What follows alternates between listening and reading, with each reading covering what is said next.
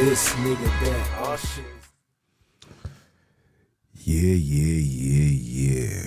What it do, people? It's your brother, man, from the motherland, coming to you guys live from the NY, back with another one of that Repent or Die podcast. For those that don't know who I am him, Junns The NBIC, giving all praise and glory to the heavenly, for they are worthy to be what? To be praised. Last but not least, want to give a shout out to all you guys for your continuous support, leaving your feedback, positive, negative, all things is respected and needed, because it allows me to do what I do best, and that is to continue keeping my foot on these heathens, these Hebrews, and the newly installed. You heard me? Newly installed heathenites. Next round of applause for that.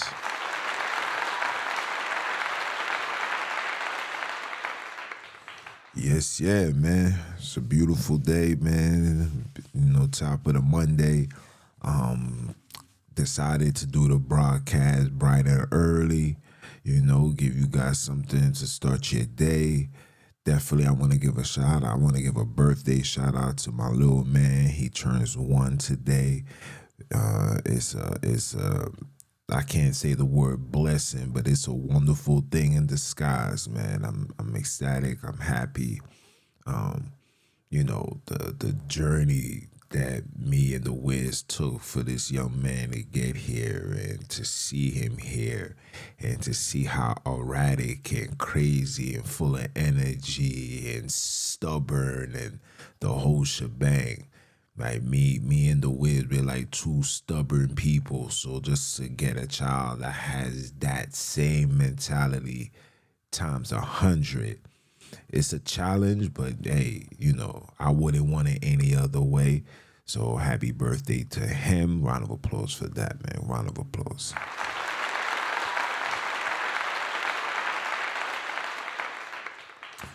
Yeah, man. And I had a fire December conversation that was on the 7th day. For those that don't know, the 2/3 that will be destroyed. You'll be shocked to find out who are these 2/3. Very powerful, short, not too long like how I usually do it, but very fruitful. Whole bunch of knowledge and intel. Hopefully my people can get that and prevail, right? And not go to hell. That's the main objective, right? But I gotta give you guys the hood news. The hood is still shady, still grimy, still. Hey, sunshine where we from. Only darkness every day. Hey, sunshine where we from. 'Cause where we from, homie, you can be gone anytime. 'Cause these streets don't play. Yeah, man. Streets don't play. It's nasty outside. Even when the sun is sunny, you can still get gunned down by a dummy just in the root and the desire of chasing money. You hear me? But for the hood news, I gotta talk about this so-called solar eclipse that got everybody on edge. Like I did in the last broadcast, man, I told you, don't give it your energy. Don't focus on the things that's not worth you focusing on. You know how these elitists, these demon-possessed, these satanic individuals operate. They always need you in a state of fear. You right? Exalting your energy to the things that they want you to put your energy in. We're not here for that, man. We're not here for that. It's a dub for that, and we ain't trying to hear that. You understand? So, please. Next on the list is the high rise of violence going on within the train stations, man. It's absurd. It's getting nuts. It's crazy. I done seen somebody standing by the turnstiles and literally throwing fire at people. I'm watching individuals running up and down the train tracks with no shirt on, Some people saying that it was a comical sketch and they just doing pranks and stuff like that. But for me, as an adult, as a father, that's not something that I find funny, nor is it something that should be even played around with. But these are the things that's going on, right? Now you got the National Guards here in the train stations here in New York where they're checking people's bags. It depends on the location, but they're checking people's bags. People don't understand that we are heading into what you will call a police state. Now, there's plenty of reasons why, things should, why things is heading into a police state. And for me, as an individual, as a civilian now, as a parent, as a father, I'm nobody's parent. I don't, that's another topic. But for me, being a father, a part of me is in the agreement of we need a police state due to the circumstances that is being seen in today's New York City, right? High rise of violence, drill music, high drug usage, migrants, the list goes on, right? That's the part of me. And, like I said, being parents, you want to protect your children's innocence. That's for one. For two, well, I want to say for two, the other side of me is like, nah, because I'm from outside and I know what comes along with the foolishness, right? But the black-on-black violence is at an all-time high that maybe is something that needs to be done, which leads to today's broadcast. The black-on-black violence must stop. The future generation depends on it. The black-on-black violence must stop because the future generation depends on it. And today I decided to do something a little different.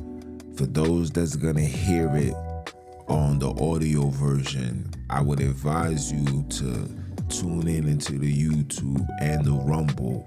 The better, doesn't matter which platform you're on. So you guys can get the visual slides that I decided to put together and basically dive into these situations that's partaking within the black community, this high rise of violent behavior, right?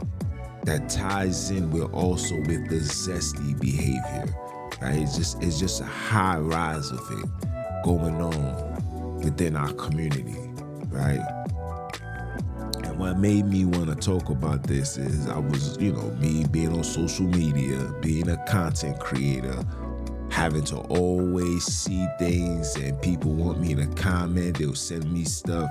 And what came across my page was a bunch of young black men running for their lives.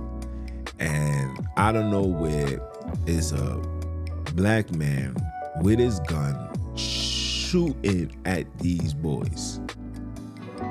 And luckily, all praises be to the Heavenly One, luckily, nobody was hurt and injured. But seeing that was led me to say, yo, we really got to get this situation in order. All this black-on-black violence, like, are we not understanding that when you participate in this heinous activity, that you're jeopardizing the future generation? Because what happens is a man gets killed, that's a child that loses a father, and then the man that did the killing, if he's apprehended, that's a child losing their father. And statistics have shown that children coming from single parent households are more subject to destruction than any other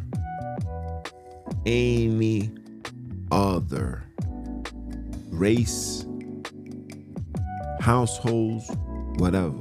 Anybody that's coming from that single parent household, mainly from single mothers.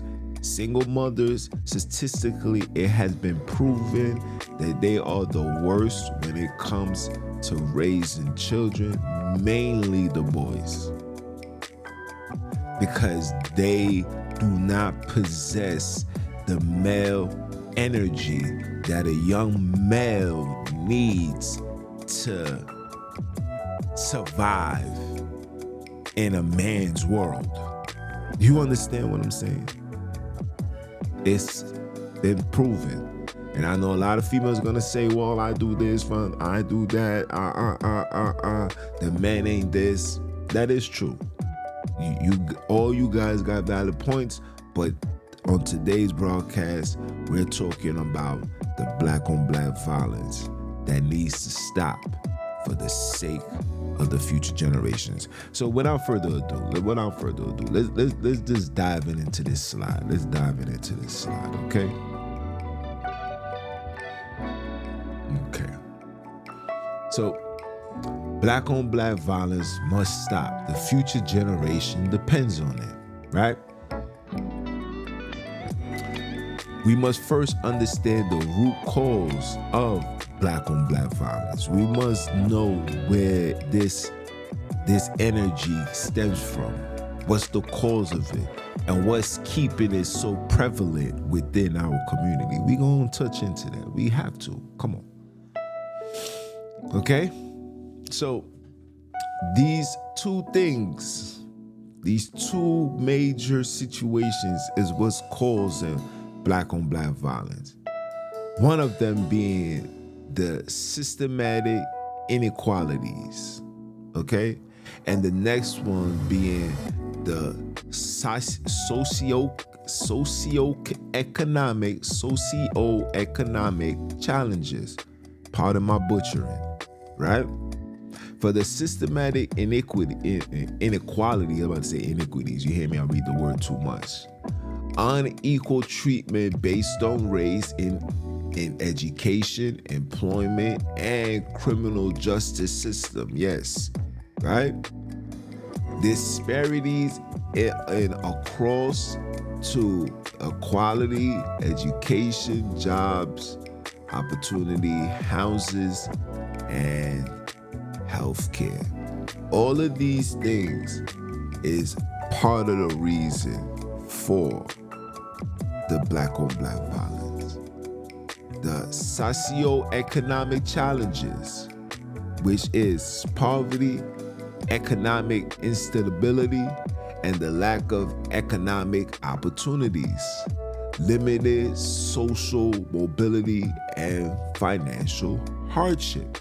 These are the two. There's plenty of more, but for educational purposes, we're just gonna leave you with these two, okay? Let's start with the systematic inequalities. The definition.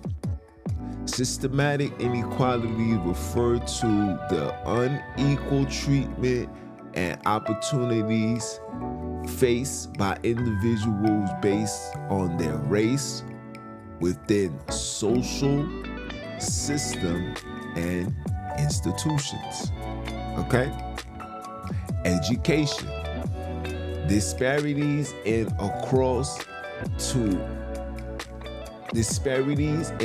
access to equality education, resource, and opportunity based on race. This can include disparities in school fundings, teacher equalities, and educational facilities.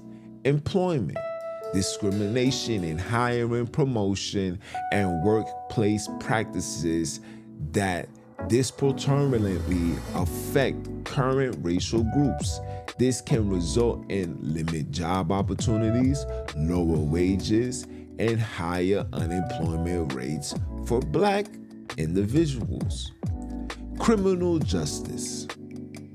Racial disparities in policing, arrests, and sentences. Black individuals are often unequally targeted by law enforcement, okay, by law enforcement and face harshest punishments compared to their white counterparts for similar offenses. Okay? So let's stay right here for just a bit. Education. Education is very important. But what's not being spoken of is the type of education being given unto black and brown people. Now, as a black man, and I'm speaking for my experience, I can't speak for everybody else, but for my experience, what turned me off when I was in school was the forced education of European philosophy, right? Black people are not engaged to know about European culture. You will lose me the moment you bring up Alexander the Geek. You will lose me when you give me Socrates.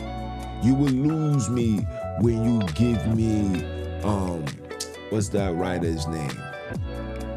Michelangelo, or anybody that's from European descent. You will lose me. You will lose us when you talk about George Washington. You will lose us when you talk about anything outside of stuff that we can relate to. Now, am I saying that's not something to be taught? That's not what I'm saying. But the amount of education that comes with these European philosophies, it's very hard for brothers and sisters to remain engaged into something they cannot relate to. Do you understand? So that plays a major part into why the education is failing our people. Right? Now, we also know that the teachers that's within our education, majority of them, especially in today's times, are Europeans. And also we get in a high rise of Asian teachers, right? It's in the colored community, teaching colored people about colored history, black people history, and also European history. See, that's another cause for the disengagement for black and brown people. Because of this social barrier, this gap, right? It's hard for somebody from another descent, from another nationality to relate to a person of color. Your compassion, your emotions, your empathy, your sympathy will not be as potent or relatable or felt than how it would be if it came to their similar counterparts, right? A Chinese person will connect more with a Chinese person, and the Chinese teacher will connect more with the Chinese student because of their nationality similarities. Where for us, it's an instant disconnect, right? When I see Europeans talk about Black History Month, their education or their knowledge of Black history is only gonna go as far as the school books that they read over the years allow them to go, where somebody that's a colored person can give a historical event and say things like, yo, my granddad was walking with Martin Luther King and this situation occurred and it was crazy then. And you know, it's more relatable when you're receiving these type of information, these teachings from people that looks like you. And because there is not a lot of Black teachers, this is a part of the reason why a lot of children are stepping away and not trusting in the educational system, which lead to brothers and sisters doing what? Like I say all the time, ideal time leads to committing crime. And that's what you see going on, right? Now, we know the employment. Employment is a very, very, very, very, very, very important factor within the Black and brown community. Everybody needs a job. Everybody's trying to work. But in this day and age, finding work is very, very hard. Not to mention with the high rise of migrants who's already coming to this world of America, this land called America, with the skill sets that brothers and sisters will have to go to a trade school to retrieve. These people already coming here with that, right? So now that the employment is so scarce, it's so far-fetched, like the chances of you retrieving a job is very, very minimal now. And a lot of us is, doing their own things, whether you got getting yourself an independent contract and starting an LLC or working for companies, doing side gigs, a lot of things, but yet all of that comes with a price, and a lot of individuals can't afford that, right? You can't tell a 12-year-old, 13-year-old, a 14-year-old, a 17-year-old who comes from the projects to save up this and that and buy this to support that and invest into this. For one, we don't even have the educational understanding behind that, right?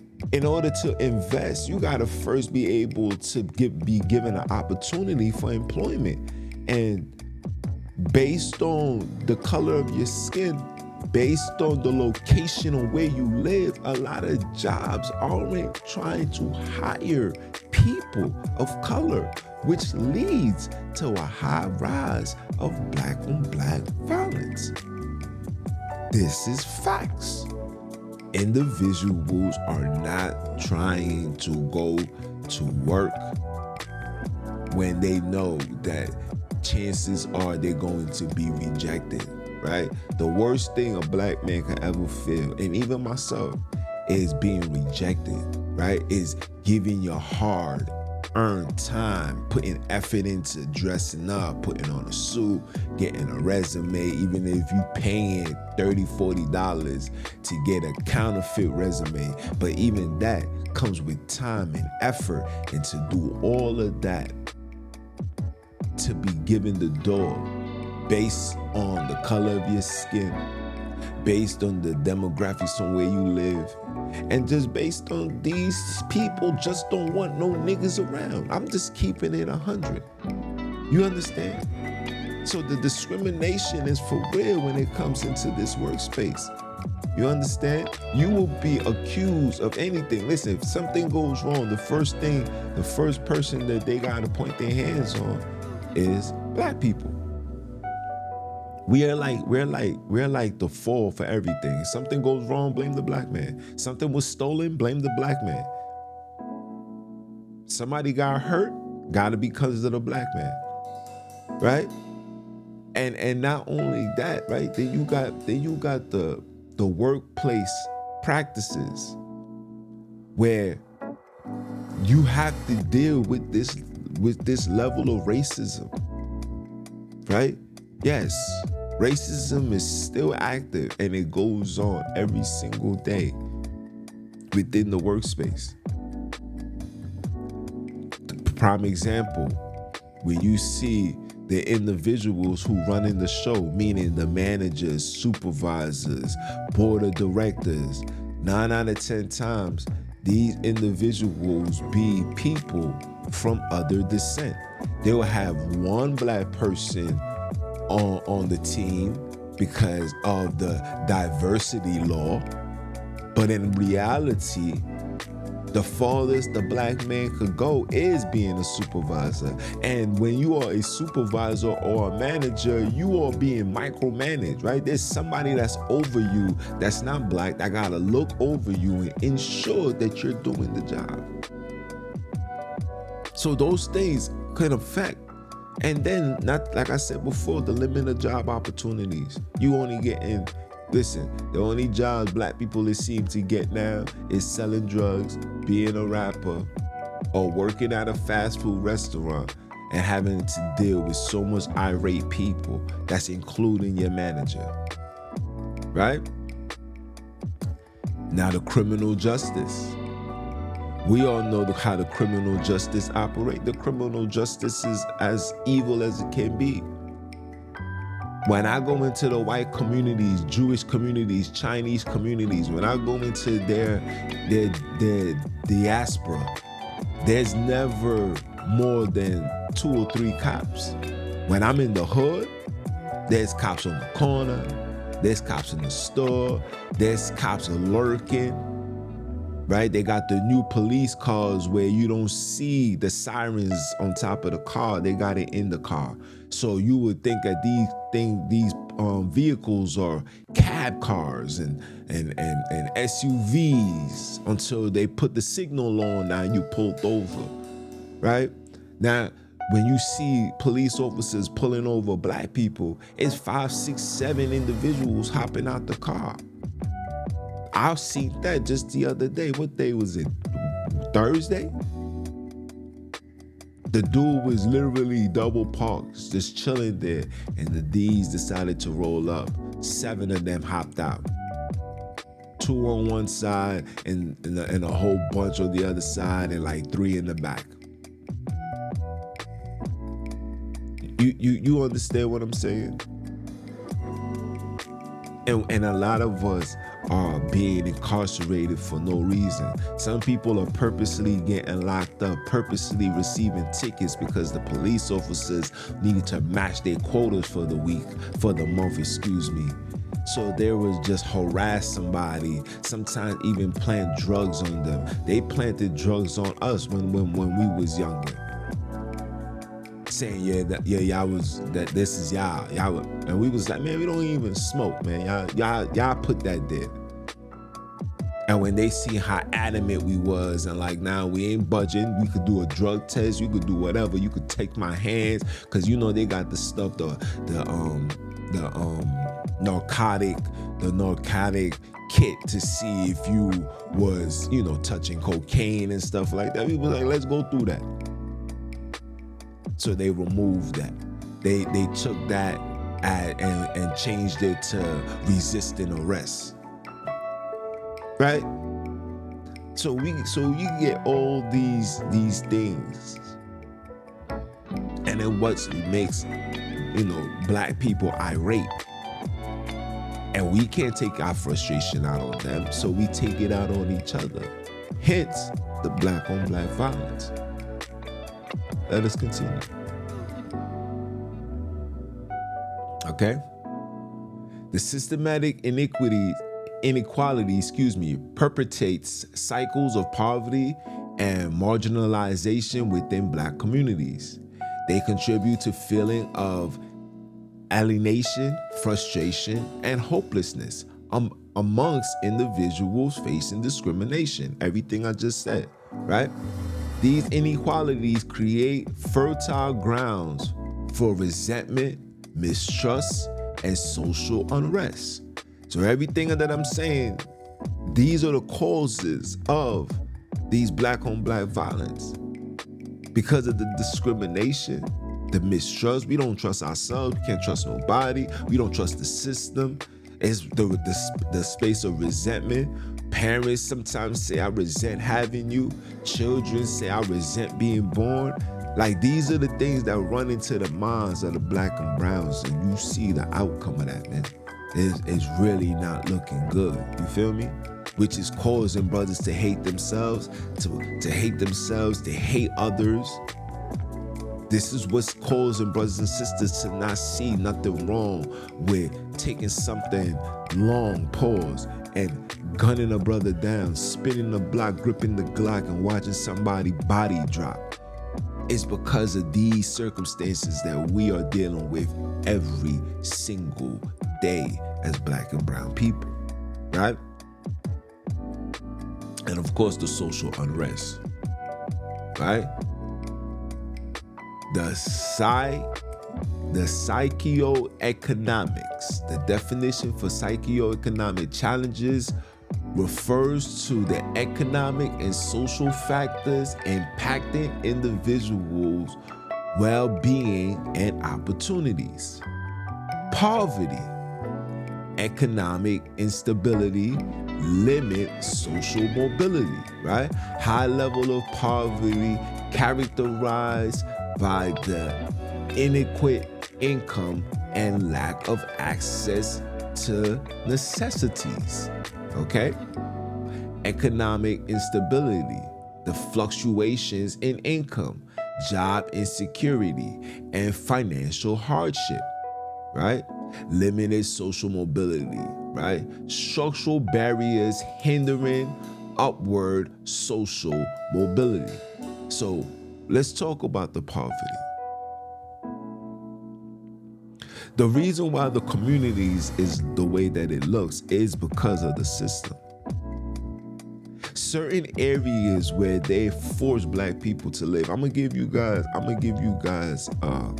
a compass, and you guys can go look this up on your own time. Look into your phone, pull out the compass. Tell me where you stand. Oh, what you should do is, matter of fact, show me where you stand and the direction into the white community. Tell me where it leads you. I guarantee you it's gonna lead you north. And anything colored is always gonna lead you south. Oh yeah, look it up. Everything about us, we're southbound. Now, I could say this is biblical prophecy for us to have a reminder that we come from the sub-Sahara, the South Africa region. That's just me. It could be that. It could be that. Or it could just be a reminder that, you know, we are from the bottom. And these people purposely put us in these areas, you understand, to let us know or let them know who we are. Like I said, you know, people don't get jobs based on the locations on where they live. How do they know that we live in these areas? You understand? Social, you know, the discrimination in hiring process is for real. Even in your Social Security, 90% of Black people, middle number, is even. That's for them. When they ask for your social, they know who they talking to. You can look these things up, but that's neither here nor there. Okay? Our poverty level is high. Where we live is just disgusting. Right? And yes, we are here. You know, this is our home. Charity starts from home. We should be cleaning it up. We should be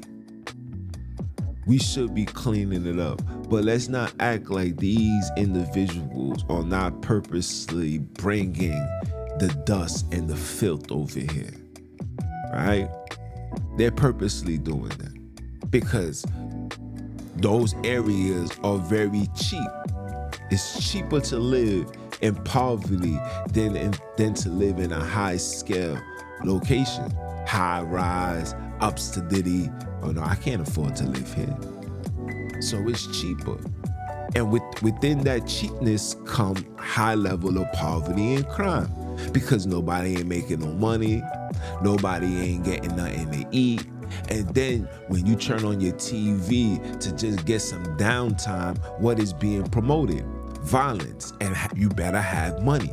So guys, women included, all have the mentality and the understanding of, yo, man, we got to get to the bread. We got to get to the bread. We got to get to the bag. Nah, I can't live like this. Yo, you seen son? He's coming out of that car. Who you think he is? Yeah, we got to rob that. We might even have to kill him. Our sisters is, hey, he's winning. We got to rob him too. Or, I'm gonna sleep with him, not because I like him, not because I love him, not because I found my significant other, I found my better half. No, it's all about, look, man, I could financially be good. If I have his baby, I could put him on child support and make 50 bands a month. This is why these females flood the parties where the basketball players are at, flood the parties where the rappers gonna be at, take their time out to get their hair done. They'll take their whole last income tax to go get their body done in hopes to attract a celebrity and do the necessary things with this celebrity to do what? To do what? To do what? To get pregnant and put this man on a payment plan so he can take care of his life, of her life, and maybe, listen to what I'm about to say, maybe the child's life, right? The economic instabilities, the fluctuations in income. One day we getting money, even for me, there's days I have a good day, made a great amount of money. And there's days where I'm making $10, $20, $40. Similar to how it was when we was out here hustling, right? I remember hustling, you had the good days, you had the months. During the summertime, it'd be the best months, right? Income time, best months. But when the winter comes in, holidays come in, November, December, January, February, you know what I'm saying? Those months, it usually gets slow because people ain't got no dough. You understand? So the instabilities with our money, it's a problem with itself, right? And when you got a child that's crying that needs to be fed, and you got a wife that needs to be fed, and a son and a daughter, and all these people needs to be fed, sometimes you want to revert to the only thing you think that you know how to do, and that's violence. I'm gonna rob something,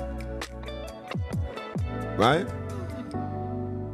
The structural barriers hindering upward social mobilities. Barriers. Black people got barriers every single place we go. It's always a hurdle. It's always something. I went to the bank one time last summer, $5,000 in my hand, saying, yo, look, man, I wanna have a secure credit line. I'm gonna match it. You guys match what I wanna put in. Nigga said, no, can't do that. I said, what? I said, nah, you can't do that. Credit score then was at 698. So what? Excuse me? No, can't do that. And I'm saying all of these things because we don't understand what's going on. You understand? There's always something that's hindering our rise out of poverty. Always. It's always something in the mix. And it's like in order for you to get through that door, you already know you got to do a Meek Mills, no Diddy, you heard? Man, the impact of socioeconomics, the socioeconomic challenges, right? These challenges aggravate the effects of the systematic inequalities, right? Depending poverty, okay, and economic hardships. They limit access to resource opportunities and support system necessary for economic stabilities and social mobility, right? Economic instability increased vulnerabilities to involvement in criminal activities and contribute to high level of violence and crime. There you go. This is what's causing it.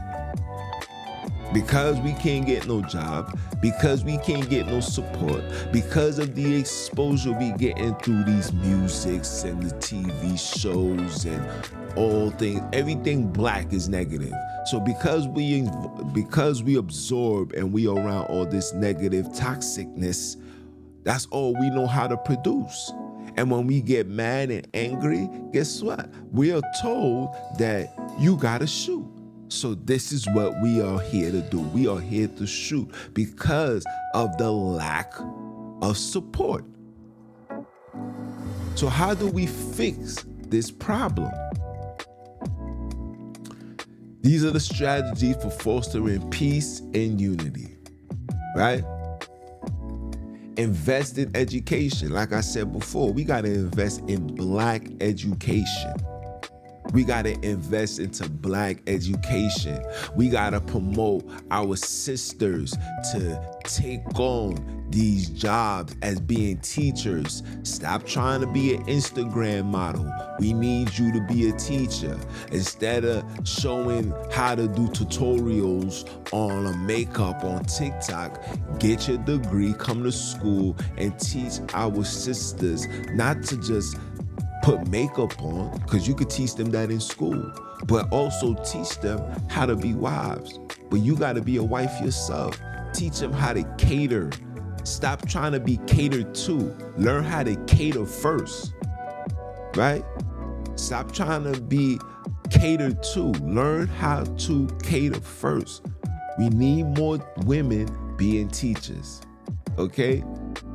Empower individuals with knowledge and skills to break the cycles of violence. Hire those that got skills and wisdom. I'm willing to partnership with anybody that's allowing me to guide the youth into the promise. And this is not about religion. Let's get that clear. This is about being righteous, being just men, loving men, warriors, protectors of husbands, protectors of the wives and children, wives being submissive unto the husband. This is what I'm here to teach. I'm here to restore order. And every individual, any individual that has that mentality should be employed, should be the ones that you young boys should be looking up to and idolizing, instead of these basketball players and rappers who are literally reprogramming your minds to keep you in this state of destruction. Come on now, right? Economic development. Support economic development, right? In activities and jobs training programs. So we need to invest that money into our communities. Stop buying the Louis, the Gucci, the Pradas, the Fendi. All that is not important to thee. We don't need that. Let the Europeans wear that. That is not our brand. That money is not coming back to the hood to fix the hood. It's not doing nothing. Stop buying these people's cars. There's black people right now here in South Africa who's working hard into having a patent for their own cars that don't need nothing but water. But you shouldn't be investing your money, your hard-earned money, into these businesses. Buy that car from the black used car salesman. The money needs to remain in the hood. It needs to be circulating in the hood 5,000 times before we decide to allow it to circulate just 2% of it somewhere else. We are our own demise, people. Okay? Community-based solutions. Okay? Implementing community policing, inactivities, and neighborhood watch programs. Yes, we need to start governing our own. We need to start holding our men, our children, our women accountable for heinous foolishness.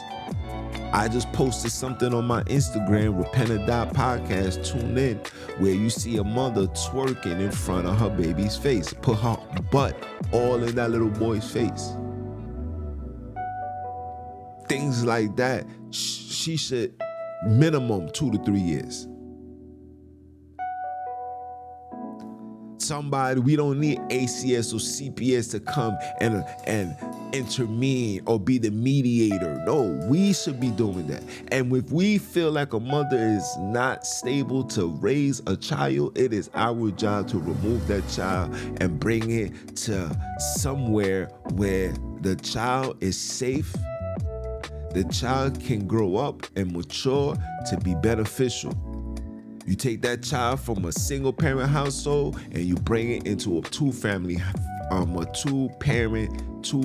household, right? There's a lot of parents right now, a lot of people that can't produce children that would love to adopt. These are the individuals where these children need to go.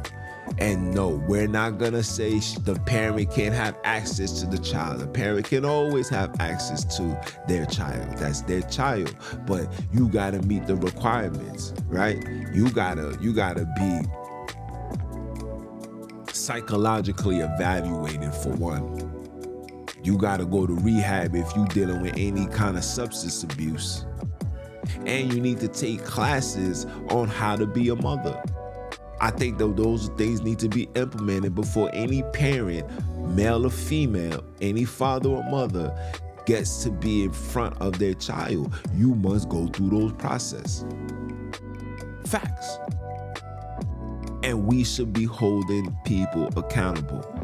A child molester we should not look forward to the police to come arrest them. We should be taking care of that. A child rapist, a pedophile, we should not wait for them to be arrested. We should be taking care of that. Certain things, we should be governing that. That is the universal law. We need to be doing that. Not calling the police and these people not giving a damn. They're not from the community. They're just there because that's their job. No. This is not our job. This is our livelihood. This is the future. We're protecting the future. The future are our investments. What are you investing into? You understand? Establish youth mentorship programs to all risk individuals. Absolutely. We must have programs, mentorships. Yes, the single mothers, the fathers that's in jail, the fathers that died, the deadbeats. There's still good men that's out here that's willing to help these children. That's our job, to help these children. I got you. Don't worry about it. Come here.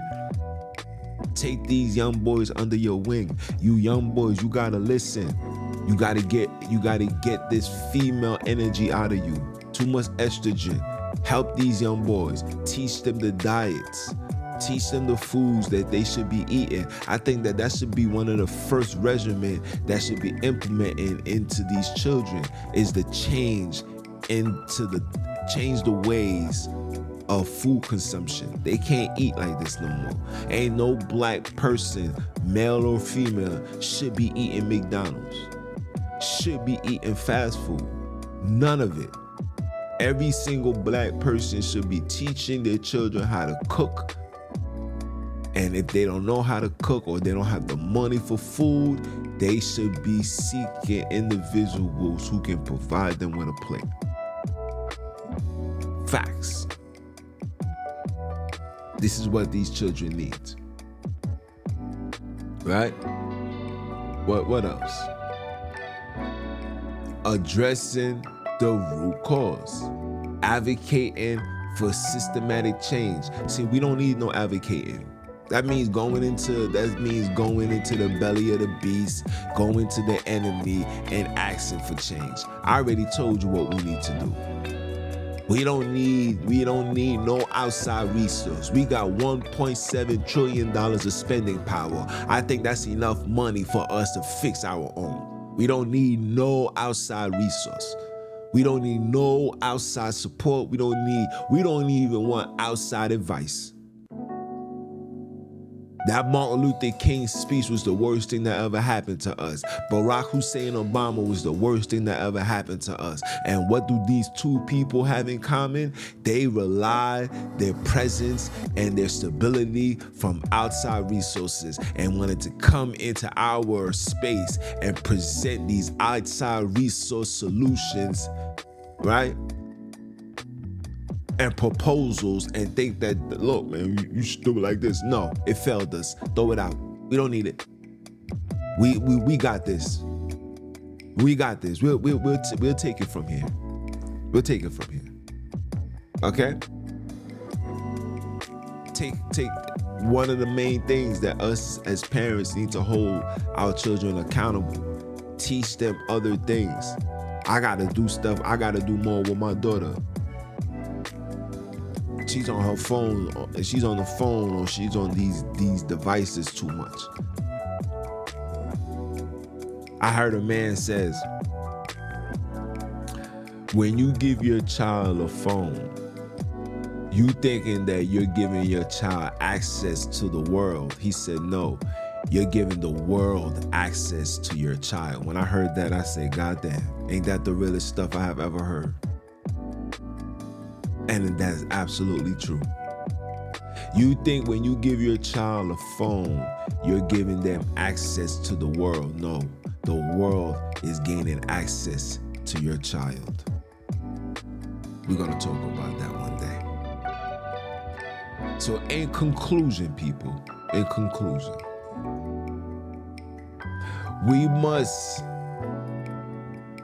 must adhere to the orders of God and be more embracing of our roles. Fathers need to be present in their children's lives. Mothers need to fulfill their roles as caregivers to their children and be submissive wives to their husbands, regardless of the circumstances. While the devil has wreaked havoc on our people, it is not an excuse to not strive for a better future for our youth, okay? So by addressing systematic inequalities, the psychoeconomic challenges, and implementing community-driven solutions, we can work towards reducing Black-on-Black violence. Together, we can create a future where all individuals, all Black and brown individuals, have the opportunity to strive and contribute positively to society.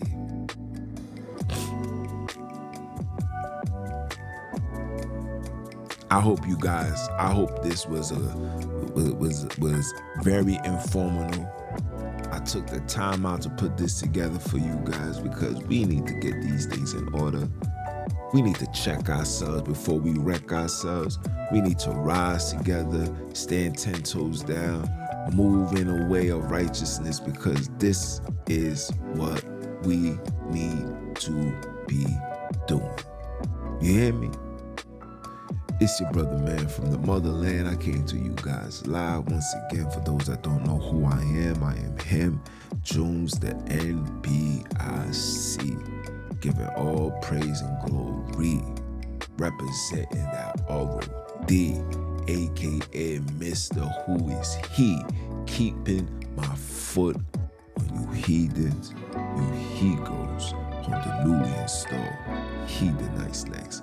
Are you dumb? Or are you dumb? Listen to the Creator say one time for the one time. And I'ma holler at y'all. One.